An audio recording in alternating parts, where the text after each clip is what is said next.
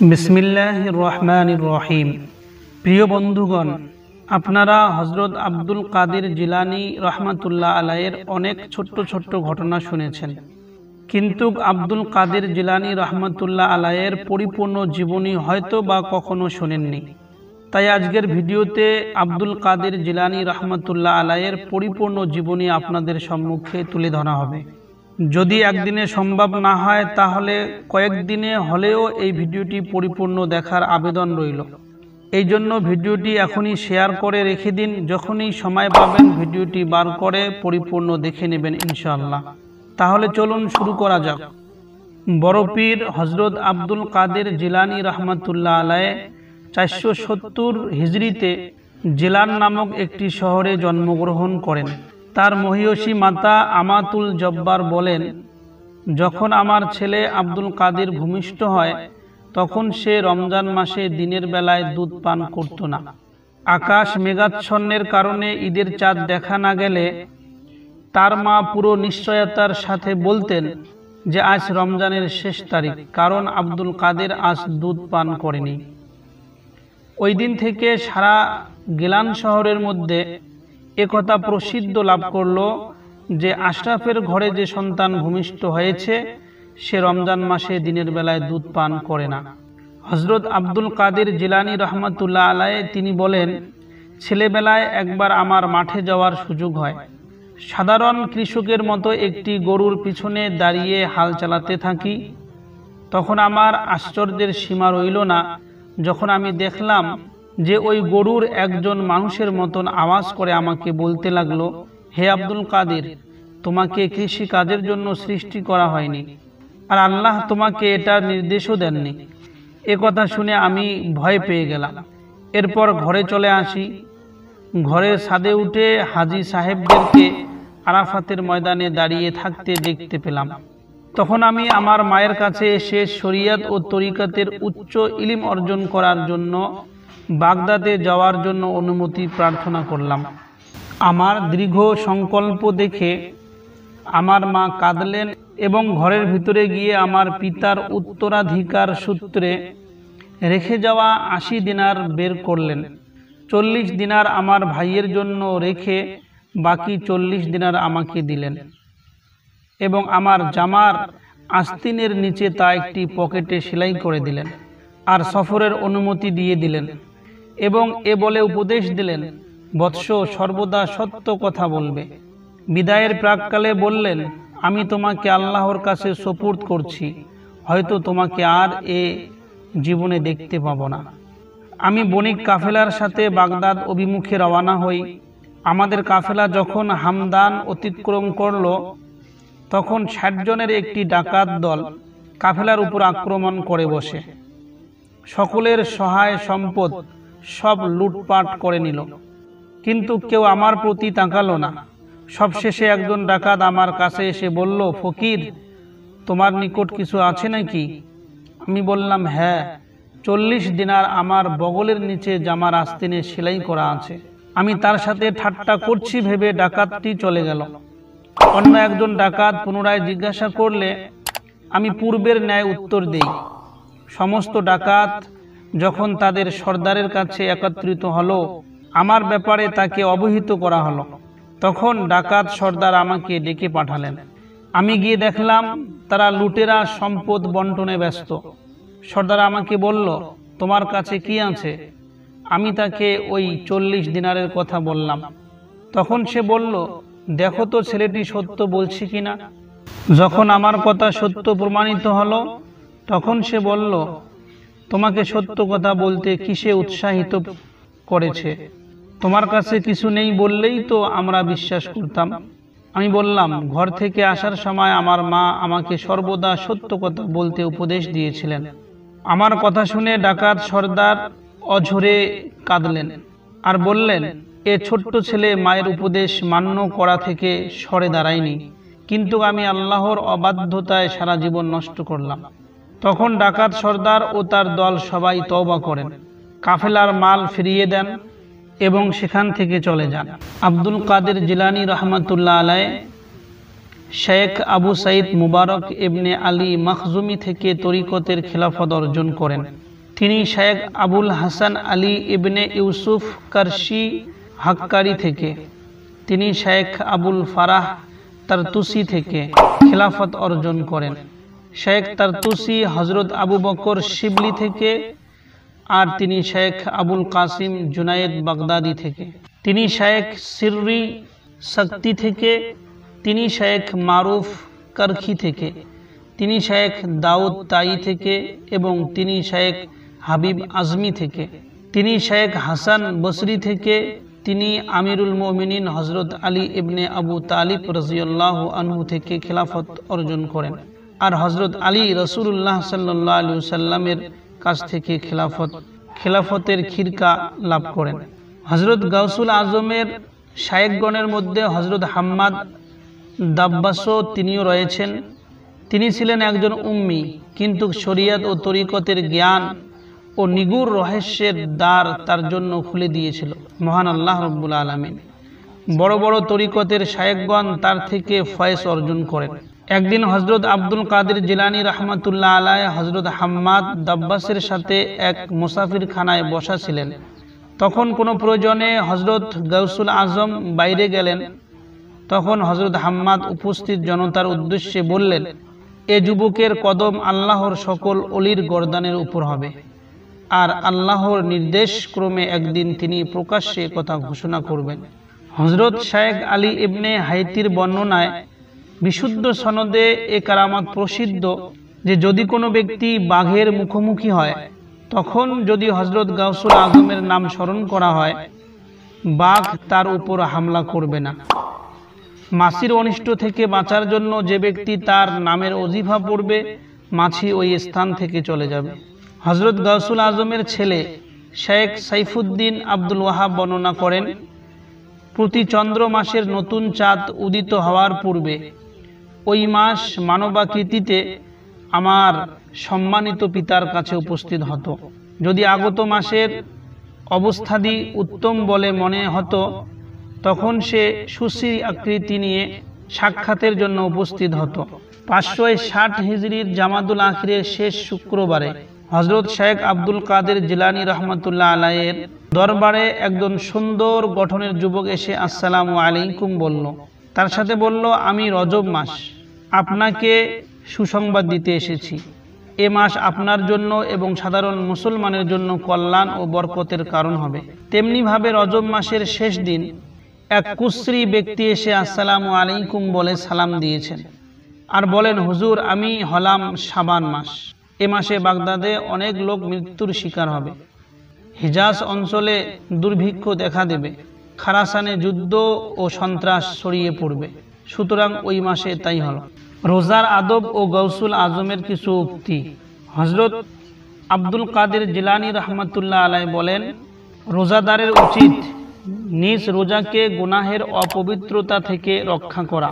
হজরত আবু সালেহ মাগরিবি বলেন, আমাকে হজরত আবু মাদাইন রহমাতুল্লাহ আলাইহি বলেছেন, বাগদাদে হজরত আব্দুল কাদের জিলানী রহমাতুল্লাহ আলাইহি এর কাছে গিয়ে তরিকত বা তাসাউফের শিক্ষা অর্জন করো। আমি বাগদাদে গেলাম এবং হজরতের সঙ্গে সাক্ষাৎ করলাম। আমার সারা জীবন তার মতো প্রভাব বিস্তারকারী লোক আমি আর দেখি নাই। তিনি আমাকে লাগাতার 120 দিন চিল্লা সাধনা করান। তারপর আমাকে কেবলার দিকে তাকাতে বললেন। আমি বাগদাদে বসে শেখ আবু মাদাইনকে দেখলাম। এরপর শেখ আব্দুল কাদের জিলানী বললেন, তুমি কি শেখ আবু মাদাইনের কাছে যেতে চাও, না তুমি এখানেই থাকতে চাও? আমি শেখ মাদাইনের কাছে যেতে ইচ্ছা পোষণ করলাম। তখন তিনি বললেন, এক কদমে যেতে চাও, না যেভাবে এসেছিলে সেভাবে? আমি আরজ করলাম, যেভাবে এসেছিলাম ওইভাবে যেতে চাই। তখন শেখ আব্দুল কাদের জিলানী বললেন, এটা তোমার সঠিক সিদ্ধান্ত, এবং আরো বললেন, যতক্ষণ তুমি এ ধাপ আরোহণ করবে না ততক্ষণ ফকিরি অর্জন করা সম্ভব নয়। এটা তাওহীদের ধাপ, যা প্রত্যেক প্রকারের অপবিত্রতাকে মুছে দেয়। আমি আরজ করলাম, এ পথে আপনার সাহায্য প্রয়োজন। তিনি আমার প্রতি একবার তাকালেন। আমি অনুভব করলাম যে আমার হৃদয়ের যাবতীয় কালিমা ধুয়ে মুছে চলে গেছে। আমি ওই বাতিনি নূর দ্বারা এখনো প্রত্যেক কিছু অবলোকন করি। হযরত আব্দুল কাদের জিলানী রহমাতুল্লাহ আলাইহি বলেন, আমি প্রথমবার বাগদাদ থেকে বাইতুল্লাহ শরীফে হজ্জে যাওয়ার সময় একাকী ছিলাম। যখন আমি মানাতু উম্মুল কোরআন নামক স্থানে পৌঁছাই, সেখানে শায়েখ আতা ইবনে মুসাফিরের সাথে আমার সাক্ষাৎ হয়। তিনিও একাকী হজে যাচ্ছিলেন। তিনি তখন যুবক ছিলেন। তিনি আমাকে বললেন, আপনি কোথায় যাচ্ছেন আর আপনার সাথে কে আছেন? আমি বললাম, মক্কা শরীফে একাকী যাচ্ছি। সুতরাং আমরা ওখান থেকে একসাথে গন্তব্যের দিকে চলতে শুরু করলাম। পথিমধ্যে বোরকা পরিহিত ক্ষীণকায় এক মহিলা আমার দিকে তীক্ষ্ণ দৃষ্টিতে তাকিয়ে রইল। হে যুবক, তুমি কোথা থেকে আসছো? আমি বললাম, আমার জন্মভূমি গিলান। সে আরো বলল, তুমি আমাকে আশ্চর্য করেছো। আমি সিরিয়ায় ছিলাম। তখন আমি জানতে পারলাম যে আল্লাহ তাআলা তোমার অন্তরে তাজাল্লি করেছেন এবং স্বীয় করুণায় এমন সম্মান দান করেছেন যা এ যুগে অন্য কারো ভাগ্যে জুটেনি। এজন্য তোমাকে দেখার আমার ইচ্ছা হলো। তারপর তিনি আরো বললেন, আমি আপনাদের সাথে যাব, রোজা ইফতার একসাথে করব। আমরা উভয়ে রাস্তার এক পাশে আর ওই মহিলা অন্য পাশে চলতে লাগলাম। সন্ধ্যায় আসমান থেকে 6টি রুটির একটি পাত্র অবতরণ হলো, সাথে সিরকা ও সবজিও ছিল। হাবশী মহিলাটি বলল, আল্লাহ আমার সম্মান রেখেছেন, কারণ প্রতিদিন আমার জন্য 2টি রুটি প্রেরণ করতেন। আমরা 2টি করে রুটি খেয়ে আল্লাহর শুকরিয়া আদায় করলাম। তারপর আমরা 3 গ্লাস এমন মিষ্টি পানি পেলাম, পার্থিব জগতে এমন পানির দৃষ্টান্ত দেওয়া সম্ভব নয়। এ ঘটনার পর ওই মহিলা কোথাও অদৃশ্য হয়ে যায়। যখন আমরা মক্কায় পৌঁছাই এবং কাবা শরীফের তাওয়াফের প্রাককালে আল্লাহ তাআলার পক্ষ থেকে শেখ আদির উপর নূরের তাজাল্লি বর্ষিত হতেই তিনি বেহুশ হয়ে পড়েন। লোকেরা বলল, তিনি মরে গেছেন।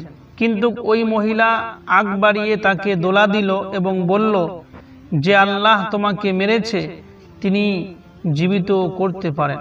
তিনি এমন পবিত্র সত্তা যার সামনে দুনিয়ার কোনো কিছুই স্থির থাকতে পারে না। যতক্ষণ না তিনি সাহায্য করেন, তার প্রভাব প্রতিপত্তির সামনে বিবেক কিংকর্তব্য বিমূঢ় হয়ে পড়ে এবং জ্ঞানীদের বিবেক হয়রান হয়ে যায়। হযরত আব্দুল কাদের জিলানী রহমাতুল্লাহ আলাইহি বলেন, ওই তাওয়াফে আল্লাহ তাআলার নূরের তাজাল্লি আমার উপরেও অবতীর্ণ হয়। আমাকে এ বলে সম্বোধন করা হয় যে, আব্দুল কাদের, বাহ্যিক নির্জনতা পরিহার করো, তৌহিদি একাতিত্ব ও নির্জনতা গ্রহণ করো। তবে আমি স্বীয় নির্দেশনাবলী থেকে কিছু আশ্চর্য নিশানা তোমাকে দেখাবো। নিজ ইচ্ছাকে আমার ইচ্ছার উপর স্থির করো না। ধৈর্য ও অবিচলতার পরিচয় দিও। আমার দান ছাড়া অন্য কারো দান গ্রহণ করবে না। আমার দর্শন তোমার জন্য সর্বদা থাকবে। হযরত গাউসুল আজম আব্দুল কাদের জিলানী রহমাতুল্লাহ আলাইহি মিম্বরে বসে বললেন, 40 বছর ব্যাপী ফজরের নামাজ এশার নামাজের উযু দিয়ে আদায় করেছি। 15 বছর পর্যন্ত এশার নামাজের পর থেকে এক পায়ের উপর দাঁড়িয়ে ফজর নামাজ পর্যন্ত কোরআন শরীফ পাঠ করেছি। এক রাত আমার নফস আমাকে বলল, যদি তুমি কিছুক্ষণ শুয়ে তারপর উঠতে কতই না উত্তম হইত। এটা অন্তরে আসার সাথে সাথে আমি ওখানে দাঁড়িয়ে গেলাম, কোরআন শরীফ পড়া আরম্ভ করলাম। এভাবে সমস্ত কোরআন পড়ে শেষ করলাম। অনেক সময় আমাকে 30 থেকে 40 দিন পর্যন্ত বিনা পানাহারে থাকতে হতো। ওই সময় ইবলিস আমার কাছে আসতো, আমার তাড়া খেয়ে পালিয়ে যেত। দুনিয়া তার সমস্ত জীবন, উপকরণ, সৌন্দর্য, আরাম আয়েশ নিয়ে আমার সামনে উপস্থিত হতো, কিন্তু আমি তার দিকে চোখ তুলেও তাকাতাম না। আমি বুর্জে আজমিতে 11 বছর অবস্থান করেছি। ওই সময় আমি এ বলে প্রতিজ্ঞা করলাম যে যতক্ষণ পর্যন্ত আমাকে আল্লাহর পক্ষ থেকে পানাহার করার জন্য বলা হবে না, ততক্ষণ পর্যন্ত আমি না কিছু খাবো না কিছু পান করব। এমতাবস্থায় আমি পানাহার না করে 40 দিন অতিবাহিত করি। তখন এক ব্যক্তি এসে আমার সামনে রুটি ও পানি রেখে চলে যায়। আমার নফস তা থেকে কিছু খেতে ইচ্ছা প্রকাশ করলো, কিন্তু আমি প্রতিজ্ঞা করে বসলাম যে আল্লাহর শপথ, যতক্ষণ আমার উদ্দেশ্য পূরণ হবে না কোনো কিছু পানাহার করতে উদ্যত আমি হব না। ওই সময় আমার নফস খিদে খিদে বলে চিৎকার করতে লাগলো, কিন্তু আমি তার প্রতি কোনো ভ্রুক্ষেপ করলাম না। হযরত আবু সাঈদ মাখজুমি রাদিয়াল্লাহু আনহু ওই পথ দিয়ে যাওয়ার সময় ওই চিৎকার শুনে বললেন, আব্দুল কাদির, এ কিসের শোরগোল? আমি বললাম, হুজুর, এটা নফসের অস্থিরতা, কিন্তু আমার রূহ প্রশান্তিতে রয়েছে এবং আমার আল্লাহর প্রতি নিবেদিত রয়েছে। আমাকে বাবে ইজাজের দিকে যেতে বলে তিনি চলে গেলেন। তখন আমার কাছে হযরত আব্দুল আব্বাস খিজির আলাইহিস সালাম তশরিফ আনলেন এবং বললেন, উঠুন এবং আবু সাঈদের কাছে যান। যখন আমি সেখানে পৌঁছাই তখন তিনি নিজ ঘরের দরজায় আমার অপেক্ষায় ছিলেন আর বললেন, আব্দুল কাদির, আমার বলার কি তোমার জন্য যথেষ্ট ছিল না? হযরত খিজিরকে আসতে হলো। তিনি আমাকে তার ঘরে নিয়ে গেলেন এবং নিজ হাতে রুটি খাওয়ালেন। আমি তৃপ্তি হলাম। তারপর তিনি নিজ হাতে খিরকা তরিকতের বিশেষ পোশাক পরালেন। শেখ আবুল আব্বাস হুসাইনি মুসলি বলেন, আমি বাগদাদে হযরত আব্দুল কাদের জিলানী রহমাতুল্লাহ আলাইহ এর মাদ্রাসায় উপবিষ্ট ছিলাম। দেখলাম আব্বাসী খলিফা মুস্তানজিদ বিল্লাহ আল মুজাফফর ইউসুফ আব্বাসী এসে হুজুরকে সালাম করে মজলিসে বসলেন এবং 10টি থলে স্বর্ণ মুদ্রা তার সম্মুখে পেশ করলেন। হুজুর বললেন, আমার এ মুদ্রার কোনো প্রয়োজন নেই। যখন খলিফা বারবার অনুরোধ করলেন, তিনি দুহাতে 2টি থলে নিয়ে মোচড় দিতেই তা থেকে রক্ত প্রবাহিত হতে লাগলো। হুজুর বললেন, আবু মুজাফফর, জনসাধারণের রক্ত জমা করে আমার কাছে নিয়ে আসতে তোমার কি লজ্জা লাগে না? আল্লাহর শপথ, যদি আমার নিকট নবী বংশের প্রতি শ্রদ্ধাবোধ না থাকতো তবে এ রক্ত এমনভাবে প্রবাহিত করতাম যেন তা তোমার রাজপ্রাসাদে গিয়ে পৌঁছাতো। এ ঘটনা দেখে খলিফা সংজ্ঞাহীন হয়ে পড়লেন। শেখ আবুল আব্বাস হুসাইন আরো বলেন, একদিন আমি খলিফাকে হুজুরের খিদমতে দেখলাম। খলিফা বলল, হুজুর, আমাকে এমন কোনো কারামাত দেখান যাতে আমার অন্তরে প্রশান্তি নেমে আসে। শেখ আব্দুল কাদের জিলানী রহমাতুল্লাহ আলাইহ বললেন, তুমি কি দেখতে চাও? খলিফা বললেন, আমার এখন আপেল দরকার। বাগদাদে ওই মৌসুমে আপেল কোথাও পাওয়া যাচ্ছিল না। হুজুর হাত বাড়িয়ে 2টি আপেল নিলেন, একটি খলিফাকে দিলেন আর একটি নিজে রাখলেন। যখন তিনি নিজের ভাগের আপেলটি ভাঙলেন তা থেকে কস্তুরীর ন্যায় সুগন্ধি বের হলো, আর যখন খলিফা নিজেরটা ভাঙলেন তখন তার আপেলের ভিতর পোকা দেখতে পেলেন। খলিফা আশ্চর্য হয়ে বললেন, হুজুর, ব্যাপার কি? তিনি বললেন, জালেমের হাত স্পর্শ করার দরুন ফলে পোকা পড়ে যায়। একদল মাশায়েখে কেরাম নির্ভরযোগ্য সনদে বর্ণনা করেছেন যে একদিন বাগদাদের প্রসিদ্ধ ধনী ব্যবসায়ী আবু গালিব হুজুরের দরবারে এসে বললেন, হুজুর, আপনার সম্মানিত দাদা বিশ্বকুল সর্দার হযরত মুহাম্মদুর রাসূলুল্লাহ সাল্লাল্লাহু আলাইহি ওয়াসাল্লাম ইরশাদ করেছেন, কেউ কাউকে দাওয়াত করলে তা কবুল করা উচিত। আমার গরিবালয়ে আপনার পদধূলি ফেলে আপনাকে কষ্ট দিতে চাই। হুজুর কিছুক্ষণ চুপ থেকে বললেন, আচ্ছা ঠিক আছে, চলুন। তিনি নিজ খচ্চরের উপর সওয়ার হলেন আর শেখ ইবনে হাইতি তার ডান রেকাব ধরে চললেন এবং ওই ব্যবসায়ীর ঘরে গিয়ে পৌঁছালেন। গিয়ে দেখলেন বাগদাদের বড় বড় শেখ ও আলিমগণের এক বিরাট সমাবেশ, যেন সকলে হুজুরের অপেক্ষায় আছেন। তারপর দস্তরখানা বিছানো হলো, যাতে নানা ধরনের খাবার পরিবেশন করা হলো। ওই সময় মুখ বন্ধ একটি বড় মুটকা দস্তরখানের এক পার্শ্বে রাখা হলো। আবু গালিব বললেন, বিসমিল্লাহ বলুন, খাবার শুরু করুন। কিন্তু হযরত আব্দুল কাদের জিলানী রহমাতুল্লাহ আলাইহ মাথা ঝুঁকিয়ে বসে রইলেন, না নিজে খেতে শুরু করলেন না তার সাথে উপবিষ্ট মেহমানদেরকে খেতে বললেন। তার রুহানি প্রভাবের উপস্থিতিতে সকলে খাবারের প্রতি হাত না বাড়িয়ে নিশ্চুপ হয়ে বসে রইলেন।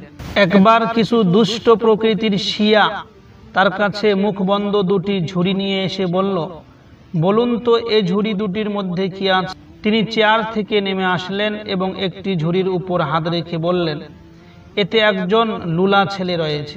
নিজ সাহেবজাদা সৈয়দ আব্দুর রাজ্জাককে বললেন, এটার মুখ খোলো এবং ওই ছেলেকে দাঁড়াতে বলো। তিনি ওই লুলা ছেলেকে দাঁড়াতে বলতেই ছেলেটি দৌড়াতে লাগলো।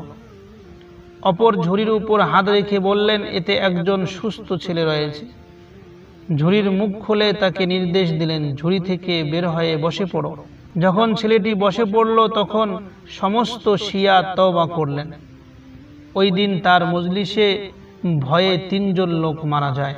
সম্মানিত শায়েখগণের একটি দল বর্ণনা করেছেন, এক মহিলা তার ছেলেকে নিয়ে হুজুরের কাছে আসলেন এবং বললেন, হুজুর, আমার এই ছেলে আপনার প্রতি আন্তরিকতা পোষণ করেন, তাই আমার অধিকার ত্যাগ করে তাকে আপনার কাছে সুপুর্দ করলাম। আপনি তাকে কবুল করে তাকে ইবাদত বন্দগি ও সাধনার মাধ্যমে সঠিক পথ প্রদর্শন করুন। অনেক দিন পর ওই মহিলা হুজুরের দরবারে আসলেন এবং নিজ ছেলেকে ক্ষুধা ও পিপাসার কষ্টে মুখ ফ্যাকাশে ও হলুদ বর্ণ দেখলেন এবং আরও দেখলেন ছেলে শুধু জবের রুটির উপরই ভরসা করছে।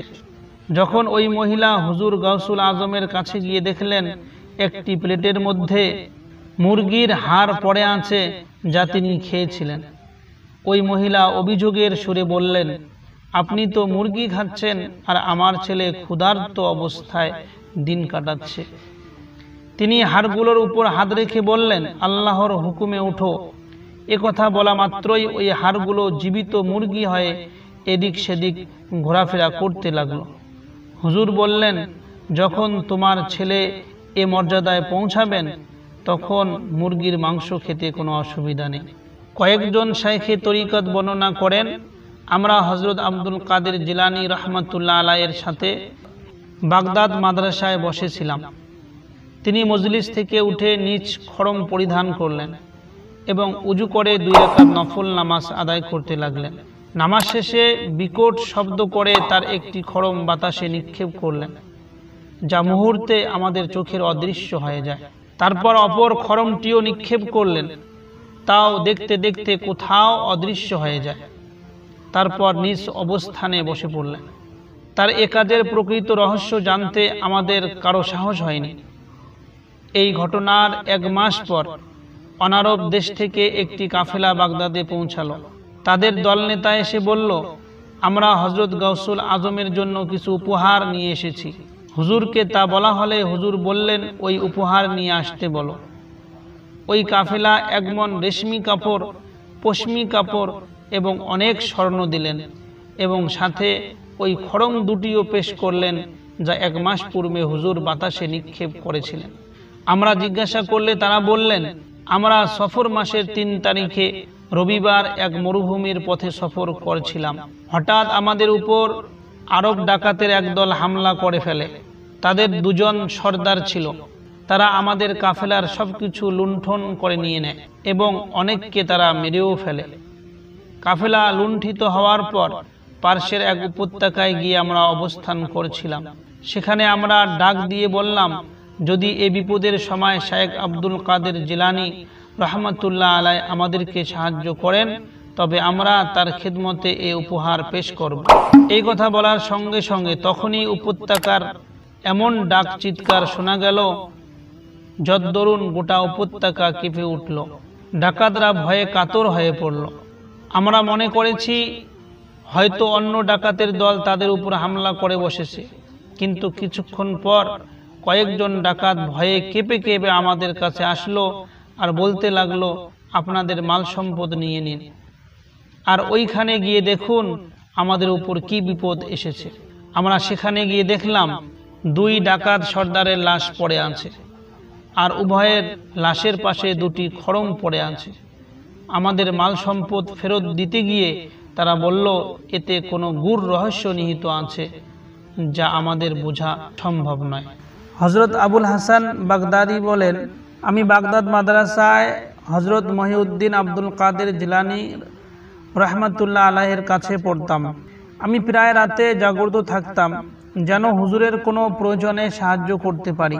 এক রাতে তিনি ঘর থেকে বাইরে বের হলেন। আমি তাকে পানির লোটা দিলাম, কিন্তু তিনি নিলেন না। তিনি মাদ্রাসার ফটকে পৌঁছালে তা অবলীলায় খুলে যায়। তখন তিনি বাইরে তশরিফ নিয়ে যান। আমিও নিশ্চুপে তার পিছনে ছিলাম। আমার মনে হলো তিনি আমার সম্পর্কে জানেন না। যখন তিনি শহরের ফটকে পৌঁছালেন তাও অবলীলায় খুলে যায়। আমরা কিছু দূর গেলে একটি শহর দেখতে পেলাম। এ শহর ছিল আমার কাছে অচেনা। আমরা একটি ঘরের নিকট গিয়ে পৌঁছালাম। দেখি ঘরের আঙ্গিনায় 6 জন লোক বসা আছে। তারা হুজুরকে দেখে মাত্রই সালাম করলেন।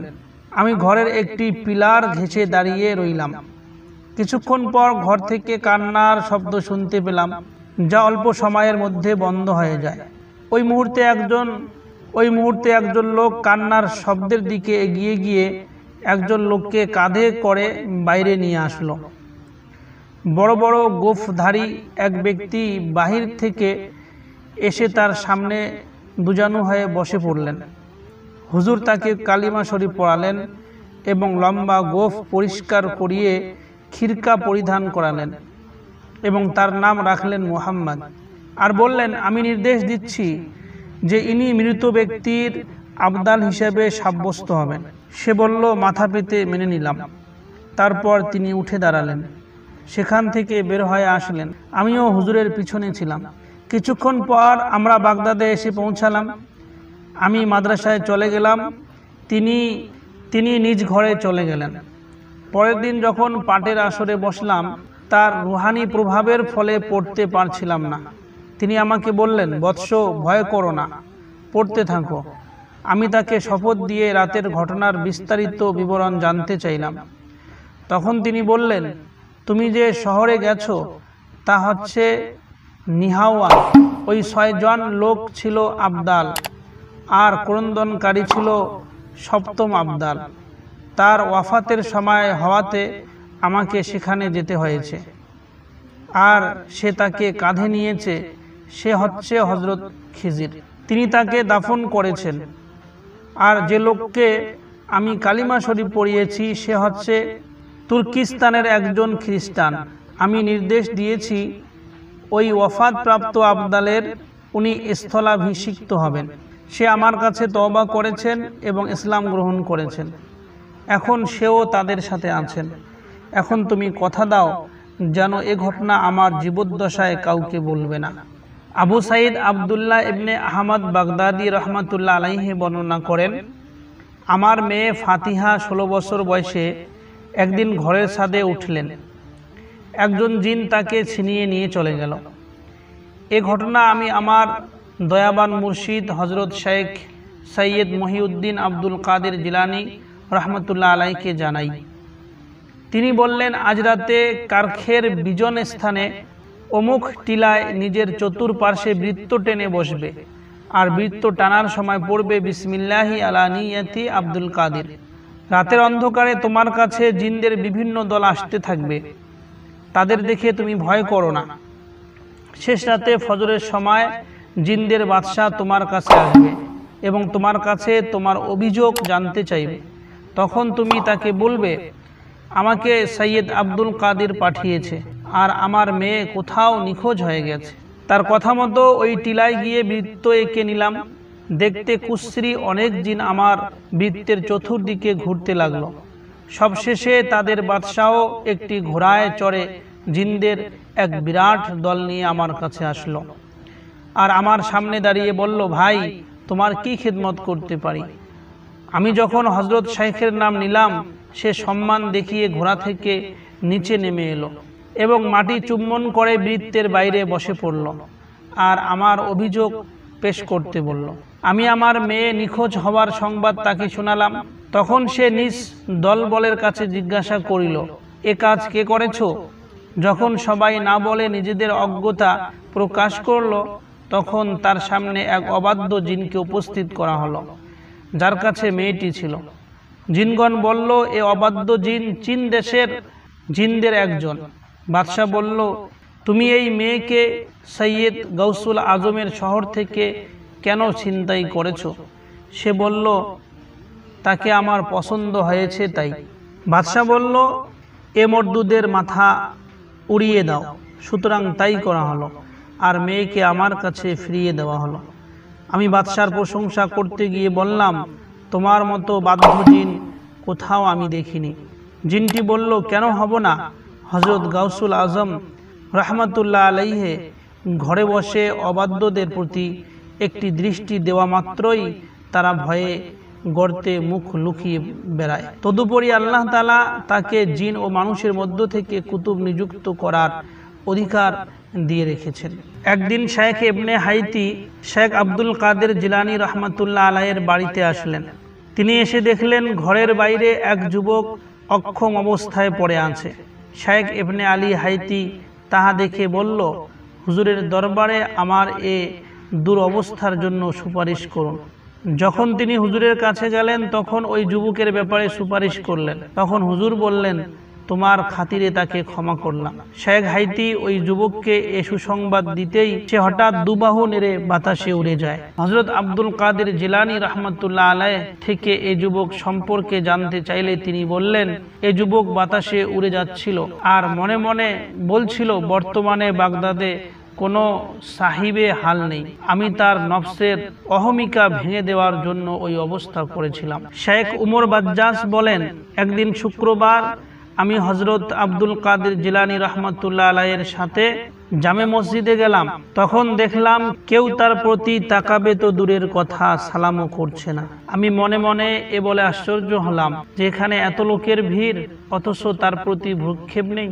আমি চিন্তায় বিমগ্ন ছিলাম। তখন তিনি একটু মুস্কি হাসতেই তো পূর্বের অবস্থা উত্তম ছিল। তখন হুজুর আমাকে লক্ষ্য করে বললেন, শেখ আবুল বাকা মুহাম্মদ ইবনে আজহার বলেন, আমি সর্বদা আল্লাহর কাছে দোয়া করতাম যেন আমার সাথে কোনো রেজালুল গজব এর সাথে সাক্ষাৎ হয়। আশ্চর্য, এক রাতে আমি স্বপ্নে হযরত ইমাম আহমদ ইবনে হাম্বল রহমাতুল্লাহ আলাইহের কবর জিয়ারত করতে দেখি। আমি এক ব্যক্তিকে তার কবরের পাশে বসে দেখলাম। আমার অন্তর সাক্ষ্য দিল যে ইনি হয়তো রেজালুল গজব হবেন।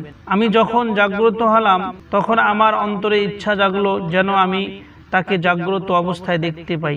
আমি দিনের বেলায় ইমামের কবর শরীফে উপস্থিত হলাম। তখন ওই ব্যক্তিকে কবরের পাশে বসা অবস্থায় দেখলাম।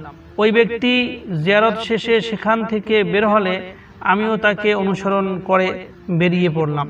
যখন আমি দাজলা নদীর পাড়ে গিয়ে বাক্য শুনিয়ে আল্লাহর ওয়াস্তে একটু দাঁড়িয়ে আমার কথা শোনার জন্য বললাম। তিনি গতি কমিয়ে বললেন, বলুন। আমি জিজ্ঞাসা করলাম, আপনি কোনো মাযহাবের উপর আছেন? তিনি বললেন, হানিফাম মুসলিমান ওয়ামা কানা মিনাল মুশরিকিন। আমি হানাফি মুসলমান, মুশরিক নয়। একদিন শেখ আবুল মুআলি বাগদাদি হাম্বলি রহমাতুল্লাহ আলাইহ বরপীর হযরত আব্দুল কাদের জিলানী রহমাতুল্লাহ আলাইয়ের দরবারে আসলেন এবং বললেন, আমার ছেলে মুহাম্মদ 15 মাস যাবত জ্বরে ভুগছে, কোনো মতে জ্বর সারছে না। তিনি বললেন, তার কানে গিয়ে বলো আব্দুল কাদের বলছেন তাকে ছেড়ে দাজলার দিকে চলে যাও। আমি তাই করলাম। আমার ছেলে সুস্থ হয়ে যায় আর খবর আসলো দাজলা এলাকায় জ্বরের প্রকাশ বেড়ে গেছে।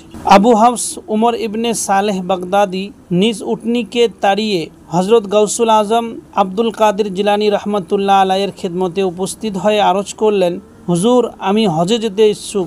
আমার উটনি সফরের উপযুক্ত নয়, অথচ এটা ছাড়া অন্য কোনো আরোহী আমার কাছে নেই। হযরত গাউসুল আজম আব্দুল কাদের জিলানী রহমাতুল্লাহ আলাই উটনির কপালের উপর হাত রাখলেন এবং তারপর তার পা দিয়ে স্পর্শ করলেন। ফলে উটনিটি বাইতুল্লাহ শরীফ পর্যন্ত পৌঁছাতে কোনো আরোহীন পিছনে থাকেনি। হযরত আবুল হাসান ইজজি রহমাতুল্লাহ আলাই অসুস্থ হলে হযরত গাউসুল আজম আব্দুল কাদের জিলানী রহমাতুল্লাহ আলাই তাকে দেখতে গেলেন। তিনি তার ঘরে একটি কবুতরি ও ঘুঘু পাখি দেখলেন।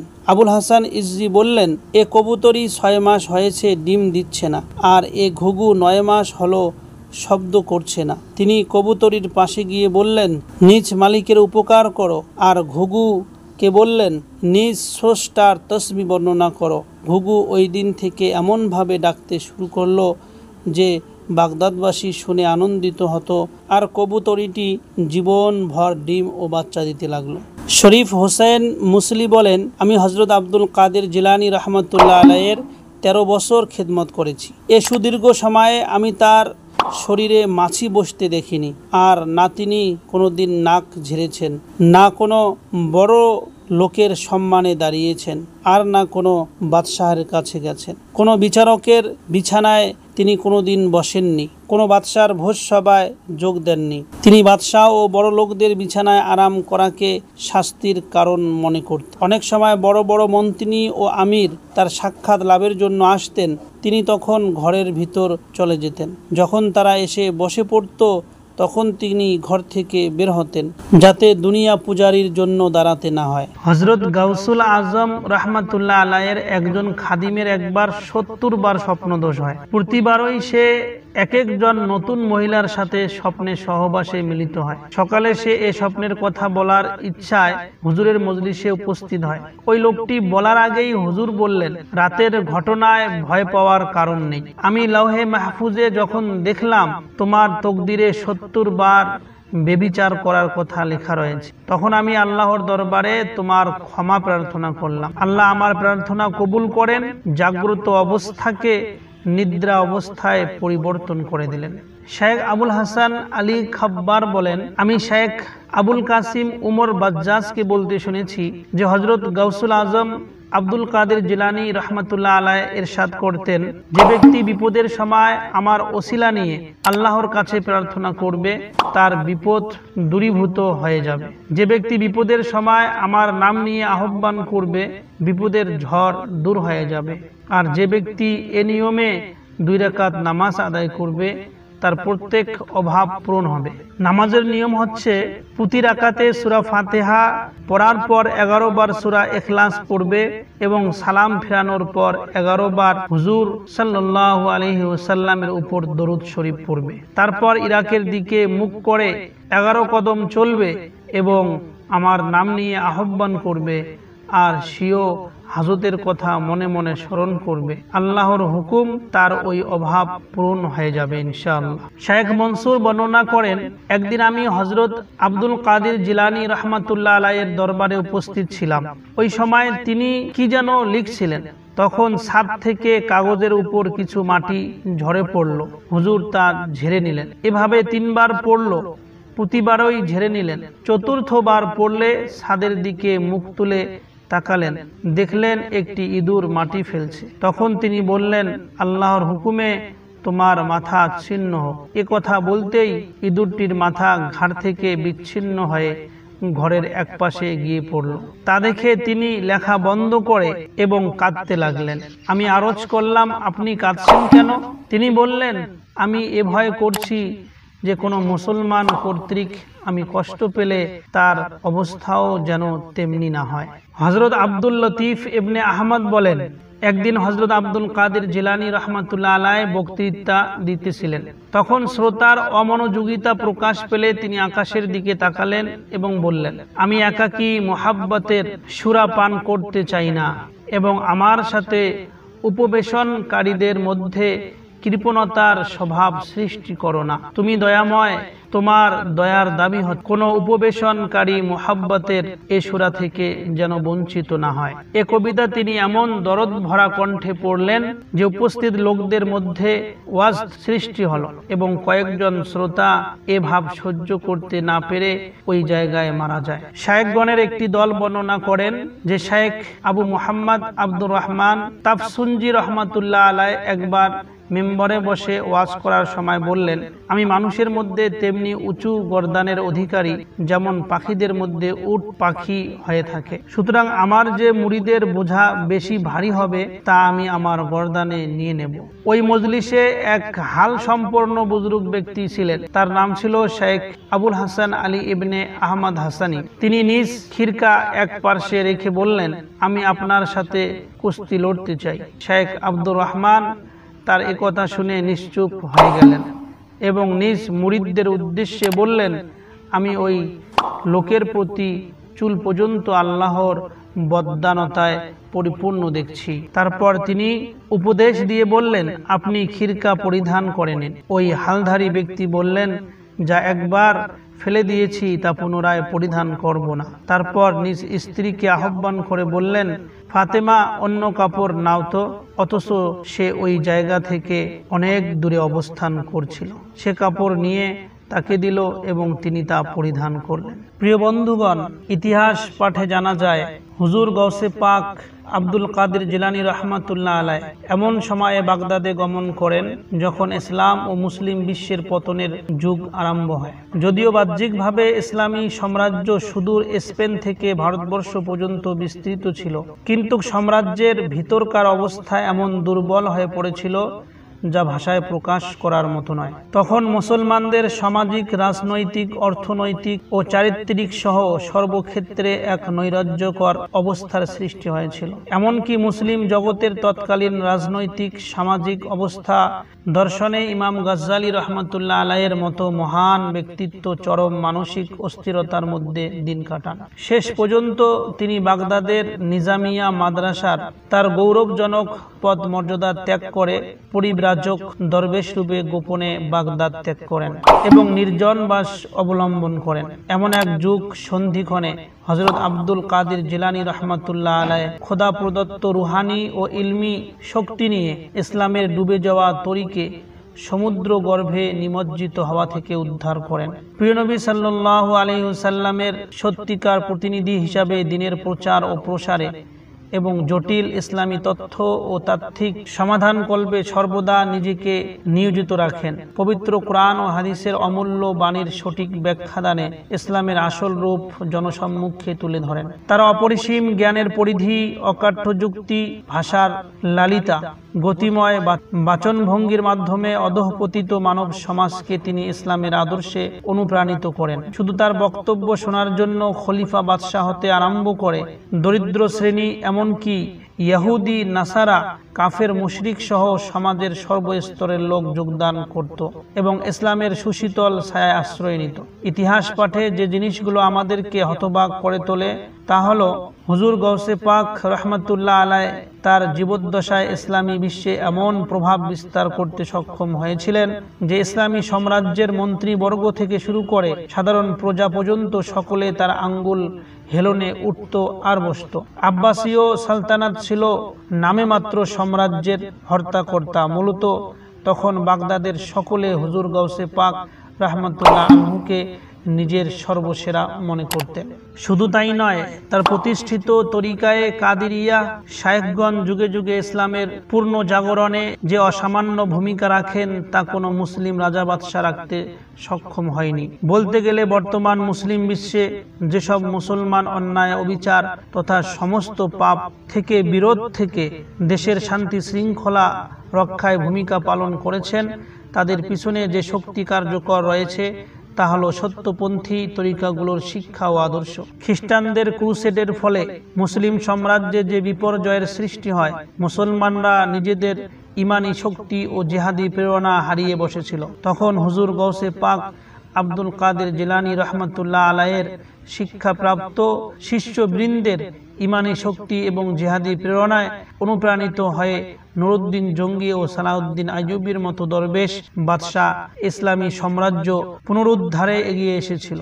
আর ওই সময় ভারতবর্ষে গজনী শাসনের অবসানের পর ঘড়ি শাসন প্রতিষ্ঠার পিছনে যার অসামান্য অবদান ছিল তিনি ছিলেন হুজুরে গৌসে পাক হযরত আব্দুল কাদের জিলানী রহমাতুল্লাহ আলাই এবং তার নিকটতম আত্মীয় হযরত খাজা মঈনুদ্দিন চিশতি রহমাতুল্লাহ আলাই। বরপীর আব্দুল কাদের জিলানী রহমাতুল্লাহ আলাইয়ের পবিত্র বংশ। হযরত মৌলানা আব্দুর রহমান জামি রহমাতুল্লাহ আলাই তার নিজের পুস্তক নাফহাতুল উনস মিন হযরতিল কুদস এই পুস্তকের মধ্যে লিখেছেন, আব্দুল কাদের জিলানী রহমাতুল্লাহ আলাই বংশগত সাইয়্যেদ নবী বংশের লোক ছিলেন। মাতা পিতা উভয় দিক দিয়ে বৈশিষ্ট্যমণ্ডিত সাইয়্যেদ বংশীয় শাহজাদা ছিলেন একজন। সম্মানিত পিতার দিক দিয়ে হাসানি আলাভি আর মহিয়সী মাতার দিক দিয়ে সৈয়দ আব্দুল্লাহ সামাউ আর মহিয়সী মাতার দিক দিয়ে সৈয়দ আব্দুল্লাহ জাহিদের মাধ্যমে হুসাইনীয় ইমাম হুসাইন রাদিয়াল্লাহু আনহুর বংশধর। আব্দুল্লাহ আলাই যদিও মাযহাবগত হাম্বলি ছিলেন, কিন্তু শিয় যুগের প্রসিদ্ধ চার মযহাব হানাফি, শাফি, মালিকি ও হাম্বলির উপর ফতোয়া প্রদান করতেন। ওই যুগের বাদশাকে একাকী কাবা শরীফের তাওয়াফ করার ফতোয়াও একান্ত প্রয়োজনে তিনি দিয়েছিলেন, কেননা শরীয়তের প্রসিদ্ধ দলিল হচ্ছে ইন্না যরুরাতা তুবিহুল মাহজুরাত। এই ফতোয়া ওই ঘটনার বিরোধী নয় যে যখন খলিফা মেহদী মক্কায় এসে কাবা শরীফের একাকী তওয়াফ করার জন্য তওয়াফের আঙ্গিনা থেকে সকল লোককে বের করে দেন, তখন ওই যুগের মহান ইমাম বড় সাহসিকতার সাথে এটার প্রতিবাদ করতে গিয়ে বলেন, সাধারণ মানুষকে সরিয়ে দিয়ে একাকী কাবার তওয়াফ করার অধিকার আপনাকে কে দিয়েছেন? সাধারণ লোক এবং বাইতুল্লাহর মাঝে প্রতিবন্ধতা সৃষ্টি করতে আপনাকে কে অনুমতি দিয়েছেন? তখন তিনি জবাবে শেখ আব্দুল কাদের জিলানী রহমতুল্লাহ আলাইহির নাম উচ্চারণ করলেন। তখন তিনি নিশ্চুপ হয়ে যান। হযরত আব্দুল কাদের জিলানী রহমতুল্লাহ আলাইহির সন্তান সন্ততি ও নাতি এবং নাতনি ফুতুহুল গায়েব পুস্তকে বর্ণিত আছে, যখন হযরত আব্দুল কাদের জিলানী ওয়াফাত শয্যায় শায়িত, তখন তার বড় ছেলে সৈয়দ আব্দুল ওয়াহাব আরজ করলেন, আব্বা, আমাকে এমন কিছু উপদেশ করুন যা আমি আমল করতে পারি।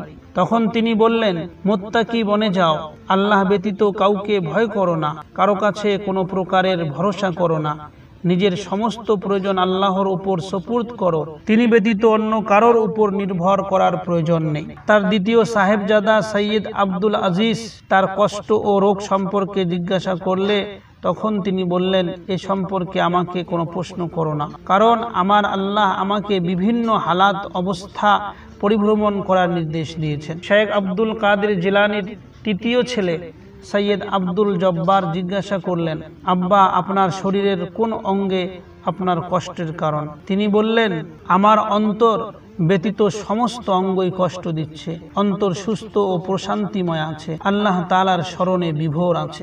আব্দুল কাদের জিলানীর কুনিয়াত আবু মুহাম্মদ দ্বারা জানা যায় যে এক ছেলের নাম ছিল মুহাম্মদ। শেখ আব্দুল হাদি মাসুরি ইয়ামামি হযরতে গাউসুল আজমের প্রশংসায় লিখেছেন, হে আবু সালেহ, আল্লাহ তার রসুলের ওসিলায় আমাকে সাহায্য করো, কেননা আমি শুষ্ক জমির উপর ধরফরকারী মাছের ন্যায় দুঃখ কষ্টে আছি। উক্ত কবিতা দ্বারা বোঝা যায় যে আবু সালেহ নামেও তার এক পুত্র ছিল। তার পুত্রদের মধ্যে সৈয়দ আব্দুল ওয়াহাব, সৈয়দ আব্দুল আজিজ, সৈয়দ আব্দুল জব্বার, সৈয়দ তাজউদ্দিন, সৈয়দ আব্দুর রাজ্জাক প্রমুখ যুগের শ্রেষ্ঠ মুহাদ্দিস, সুবক্তা ও মুফতি ছিলেন। সৈয়দ ইব্রাহিম ওয়াসিদ অঞ্চলে চলে যান, সেখানেই 592 হিজরিতে ওফাত বরণ করেন। বলা হয় সৈয়দ আব্দুল্লাহ এবং সৈয়দ মুহাম্মদ হাদিস শরীফের দরস দিতেন। তার সন্তানদের মধ্যে এরা দুজন ইলমে হাদিসের বড় পণ্ডিত ছিলেন। সৈয়দ ইয়াহয়া হাদিস পড়াতেন। পরিশেষে শরীয়ত ও তরিকতের খিদমত আঞ্জাম দেওয়ার জন্য মিশরে হিজরত করেছেন। সাধারণ লোকেরা তার থেকে ইলমি ও রুহানি ভাবে বেশি লাভবান হন। শেখ আব্দুল কাদের জিলানী রহমাতুল্লাহ আলাইহির গঠন এবং তার জ্ঞান অর্জন। হযরত আবু আব্দুল্লাহ ইবনে আহমদ ইবনে কুদামা বর্ণনা করেন, শাইখুল ইসলাম মহিউদ্দিন আব্দুল কাদের জিলানী রহমাতুল্লাহ আলাইহির শরীর ক্ষীণ ছিল, বিস্তৃত বক্ষ ছিল, মধ্যম আকৃতির লোক ছিল, ঘন দীর্ঘ দাড়ি ছিল ও গন্ধমি রঙের চেহারা ছিল, লম্বা যুগ্ম ভ্রু যুগল ছিল, কণ্ঠস্বর ছিল উচ্চ, অত্যন্ত সুন্দর চেহারা ও তীক্ষ্ণ ধী শক্তির অধিকারী ছিলেন তিনি। ইলমে দ্বীন অর্জনে তিনি কঠোর পরিশ্রম করেন এবং দ্বীনের শাখাগত ও মৌলিক জ্ঞান খুব ভালোভাবে অধ্যয়ন করেন। তিনি তার যুগের অনেক যুগশ্রেষ্ঠ ইমাম ও শায়েখগণ থেকে জ্ঞান অর্জন করেন। ইলমে ফিকহ আবুল ওয়াফা আলী ইবনে আকিলির মতো শ্রেষ্ঠ ফকি থেকে অর্জন করেছিলেন। ইলমে হাদিস যুগের শ্রেষ্ঠ মুহাদ্দিস থেকে অর্জন করেন। জ্ঞান অর্জনে তিনি অত্যন্ত কঠোর পরিশ্রম ও সাধনা করেন। শেষ বয়সে পার্থিব সকল সম্পর্ক থেকে বিমুখ হয়ে আল্লাহর স্মরণে নিজেকে আত্মনিয়োগ করেন। আল্লাহর বান্দাদেরকে ওয়াজ নসিহত এবং শিক্ষার্থীদেরকে হযরত আব্দুল কাদের জিলানী রহমাতুল্লাহ আলাইহি অনেক রচনাবলী রেখে যান। তার রচনাবলীর মধ্যে নিম্নোক্ত পুস্তকগুলো সত্য তালাশকারীদের জন্য সর্বদা সত্যের দিশা দিয়ে আসছে। তার বড় রচনাবলীর মধ্যে একটি হলো বুনিয়াতুত তালিবিন। তার প্রসিদ্ধ অন্য একটি পুস্তক হচ্ছে ফাতহুর রব্বানি ওয়াল ফাইজুর রহমানি। মাকাতিব, এটা ফার্সি ভাষায় তার পত্র সংকলন। দিওয়ান, তার কবিতা সংকলন। ইমদাদে ইয়াউমিয়া, তরিকাপন্থীদের জন্য সঞ্জীবনীর মতো। ইদরাবে মুস্তাফিয়া, সালাতুশ শরীফ, এ দুটি হচ্ছে আল্লাহ প্রাপ্তির খোদা দরজা স্বরূপ। প্রিয় বন্ধুগণ, হযরতে আব্দুল কাদের জিলানী রহমাতুল্লাহ আলাইহি মুসলিম জগতের সব থেকে বড় পীর, সব থেকে বড় বুজরুক, সব থেকে বড় আল্লাহর ওলি। 561 হিজরিতে 91 বছর বয়সে ওয়াফাত বরণ করেন। ইন্না লিল্লাহি ওয়া ইন্না ইলাইহি রাজিউন।